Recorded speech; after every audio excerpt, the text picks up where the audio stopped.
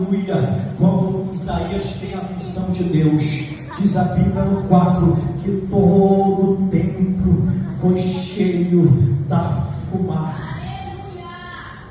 Olha a misericórdia de Deus aí. E quando toda a casa foi cheia da fumaça, o anjo veio do altar trazendo uma brasa de laterais que toca na vida de Isaías.